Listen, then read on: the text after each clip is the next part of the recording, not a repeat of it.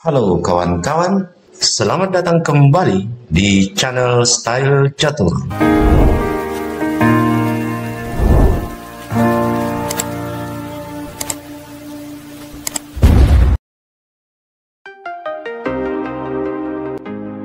Kali ini kita akan menampilkan sebuah praktek catur yang tentunya sangat menarik dengan pembukaan Russian game. Skat bertubi-tubi tanpa ampun dari seorang Grandmaster catur dunia, Adolf Anderssen, saat berhadapan dengan Ignaz von Clovis yang berlangsung di Paris, Prancis tahun 1860. Sebelum lanjut, Style Catur mengucapkan banyak terima kasih kepada semua yang telah mendukung channel kita ini.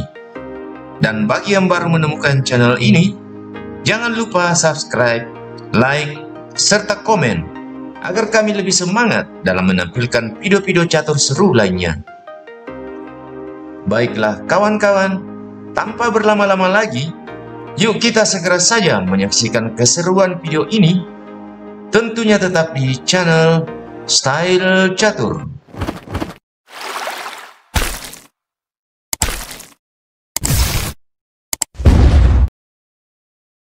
Adolf Anderssen berada di sisi putih, sementara Ignaz von Clovis berada di sisi hitam. Permainan dimulai dengan pion ke E4, dijawab pion ke E5, kuda ke F3 mengancam pion, kuda ke F6 juga mengancam pion. Di sini Anderssen kuda mengambil pion E5, Clovis menteri ke E7 mengancam kuda. Kuda lalu mundur kembali ke F3. Lalu menteri memukul pion E4 skat. Dan inilah skat yang pertama dan yang terakhir buat hitam. Gajah ke E2 dipilih untuk mengamankan raja. Gajah ke C5 mengincar pion F2. Kemungkinan ke depan kuda akan ke G4 menyerang pion F2 ini 2 kali. Jadi Anderssen memilih segera mengamankan rajanya dengan melakukan rokade, sekaligus melepas pin menteri pada gajah. Clovis mengambil keputusan yang sama dengan melakukan rokade. Pion ke D4 mengancam gajah. Lalu gajah mundur ke B6. Pion ke C4. Pion ke C6 membuka jalan pelarian bagi gajah jika pion C4 ini diteruskan ke C5. Kuda ke C3 menyerang menteri. Menteri kembali mundur ke E7. Kemudian gajah ke G5 memaku kuda. Pion ke H6 mengusir gajah yang mengepin kuda. Gajah ke H4 berusaha memancing hitam untuk terus mengejar gajah ini. Dan ternyata, sesuai yang diharapkan, pion kini maju lagi ke G5, kembali mengancam gajah. Jadi gajah ke G3, di sini terlihat struktur pion di depan raja, kelihatan sudah sedikit terbuka. Clovis kemudian mendorong pion ke D5, membuka akses gajah di C8, serta menahan laju pion pusat dari putih.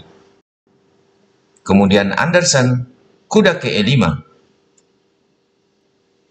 Kita lihat di sini, jika pion D memukul pion C4, maka pastinya gajah memukul pion C4, lanjut menyerang pion F7 2 kali, serta memberi ancaman garpuan pada benteng dan menteri dengan kuda ke G6. Kita kembali. Jadi Clovis memilih kuda B ke D7, mengadu kuda terlebih dahulu. Anderssen tidak mengambil kuda D7 ini, tetapi terlebih dahulu pion C memukul pion D5. Clovis membalas, kuda memukul pion D5. Makan-memakan berlanjut, kali ini kuda memukul kuda D5, mengancam menteri. Kemudian dibalas dengan pion C memukul kuda D5. Pion lalu maju ke F4 mengadu pion, berusaha menghancurkan pertahanan pion pelindung raja. Di sini Collins menerima, pion G memukul pion F4. Sekarang kita coba lihat di posisi ini. Jika benteng memukul pion F4, maka kuda akan memukul kuda E5 secara gratis, sebab pion sedang terpin oleh gajah. Atau jika gajah memukul pion F4, maka kuda memukul kuda E5, gajah memukul kuda E5, lalu menteri memukul gajah gratis di E5, sebab pion di sini sedang terpin oleh gajah.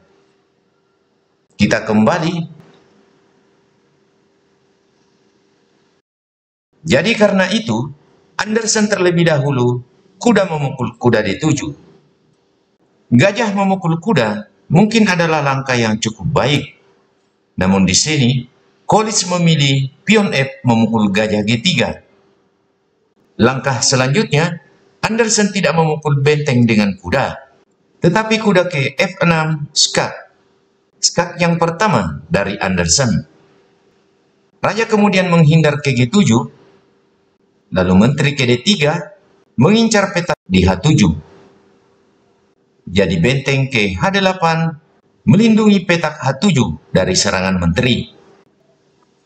Gajah ke H5, sebuah serangan yang kuat dengan ancaman tersembunyi pada raja dan menteri setelah kuda berpindah. Collins mengantisipasi serangan ini dengan gajah ke E6 melindungi pion F7.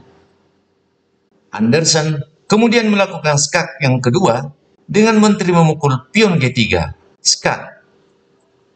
Di sini, raja hanya bisa ke F8.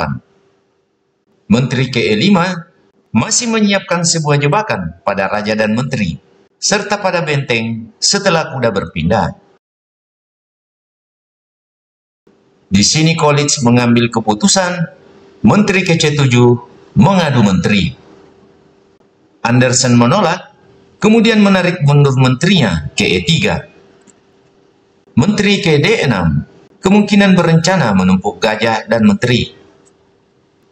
Jadi benteng ke F4 menutup akses menteri sekaligus melindungi pion D4 dari serangan gajah. Benteng ke C8, kemudian benteng A ke F1 menumpuk benteng. Benteng kemudian ke C7 menambah perlindungan pada pion F7. Menteri ke G3 kembali menyiapkan serangan tersembunyi pada menteri. Benteng ke C4 menambah serangan pada pion D4.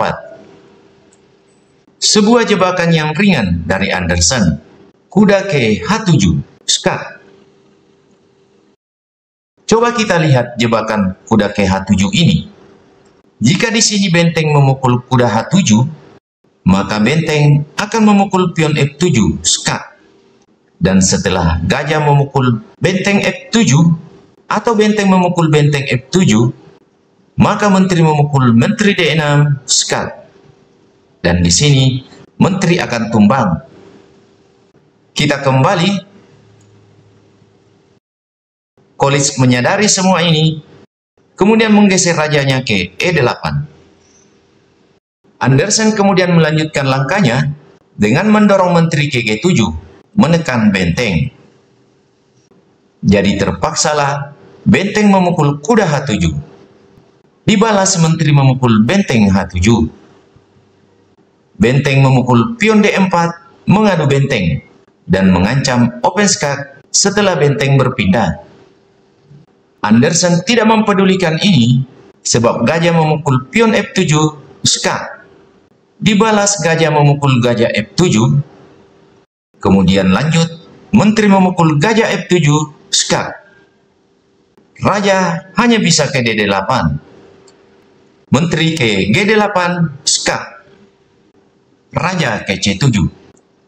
Benteng kemudian berpindah ke F7, skak. Raja ke C6. Menteri ke E8, skak. Raja ke C5. Kemudian Anderson di sini terlebih dahulu mengamankan rajanya ke H1, menghindari serangan tidak langsung dari gajah ke depan. Benteng ke H4 mengancam skakmat dengan menteri memukul pion H2. Anderson kembali memulai pengejarannya pada Raja Hitam. Kali ini dengan benteng ke C1, skak. Jika dihitung-hitung, ini sudah skak yang ke-9 dari Anderson. Benteng ke C4 melindungi raja. Namun Anderson terus mengejar raja, kali ini dengan pion ke B4, skak. Raja memukul pion B4, lalu benteng ke B1, skak. Raja ke A3. Benteng ke F3, skak. Raja memukul pion A2, lanjut mengancam benteng. Anderson tidak mempedulikan benteng di B1 yang sedang terancam oleh raja. Kali ini, menteri ke E2, skak. Raja memukul benteng B1, kemudian benteng ke B3, skak. Raja ke C1, menteri ke E1, skak.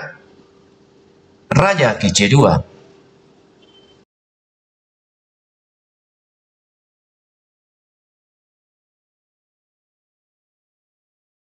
Pada posisi ini, untuk mengakhiri permainan hitam, Anderson menggunakan pola railroad mate dengan benteng ke D3, skak. Raja ke E2, lalu menteri ke D1, skak. Raja ke F2,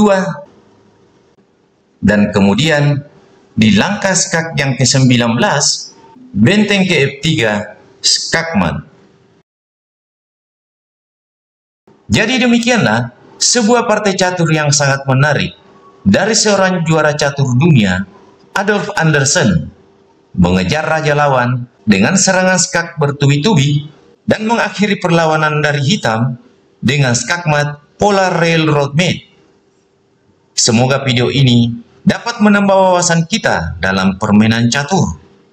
Dan sampai jumpa pada video-video menarik selanjutnya, tentunya tetap di channel Style Catur.